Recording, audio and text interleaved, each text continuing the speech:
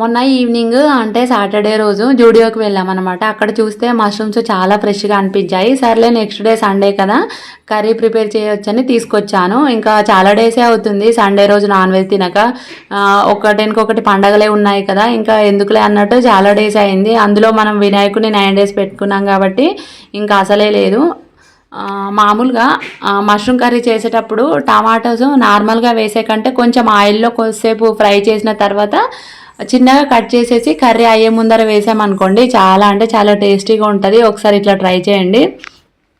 ఇంకోటి ఏంటంటే ఇది మామూలుగా రైస్లో కంటే కూడా ఏమంటారు పూరీలోకైనా చపాతీలోకైనా చాలా టేస్టీగా ఉంటుంది. ఎలాంటి వాటర్ వేయకుండా మనం చికెన్ ఎలా మ్యారినేట్ చేస్తాం అలా మ్యారినేట్ చేసామంటే మష్రూమ్స్ చాలా తొందరగానే ఉడికిపోతాయి.